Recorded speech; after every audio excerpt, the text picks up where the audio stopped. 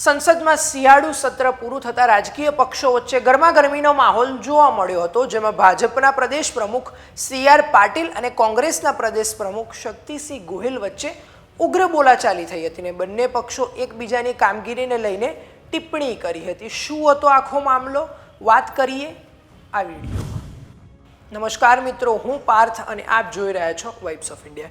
રવિવારે સંસદના શિયાળુ સત્રના અંતમાં કોંગ્રેસ અને ભાજપ બંને પક્ષો સામસામે આવી ગયા હતા, પણ તેનું કારણ હતું એકબીજાની કામગીરીને લઈને ટિપ્પણી કરવી। જી હા, સંસદ સભ્ય અને ગુજરાત પ્રદેશ પ્રમુખ શક્તિસિંહ ગોહિલે વડોદરામાં એક પ્રેસ કોન્ફરન્સ યોજ્યો હતો અને તેમાં ભાજપ પર આક્ષેપો કર્યા હતા અને કીધું હતું કે કોંગ્રેસે ઘણીવાર સંસદમાં મહત્વના મુદ્દા પર ચર્ચા કરવા માંગતી હતી, પણ ભાજપના સભ્યોએ ઉગ્ર સૂત્રોચ્ચાર કર્યા હતા અને સંસદની કામગીરીમાં પણ વિક્ષેપ પાડ્યો હતો, જેનો વળતો જવાબ આપતા ભાજપના પ્રદેશ પ્રમુખ CR પાટીલે કહ્યું હતું કે સંસદની લાઈવ કાર્યવાહી બધાની સામે છે।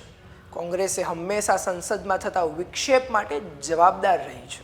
આ સિવાય વધુમાં તેમણે જણાવ્યું હતું કે લોકસભા અને રાજ્યસભાની કાર્યવાહીનું પણ લાઈવ ટેલિકાસ્ટ બધાની સામે છે અને તેમાં સ્પષ્ટ દેખાતું હતું કે કેવી રીતે કોંગ્રેસના નેતાઓ સ્પીકરના ડાયસ પર ચડ્યા અને અયોગ્ય વર્તન કર્યું હતું। પણ શક્તિસિંહે CR પાટીલના આ નિવેદન સામે પડકાર ફેંકતા કહ્યું હતું કે જ્યારે કોંગ્રેસના નેતાઓ કાર્યવાહી માટે સંસદમાં જતા હતા ત્યારે ભાજપના નેતાઓએ તેમને રોક્યા હતા અને હુમલા પણ કર્યા હતા। વધુમાં જણાવ્યું હતું કે રાહુલ ગાંધીને નુકસાન પહોંચાડવાનો પણ ઈરાદો ભાજપના નેતાઓનો હતો।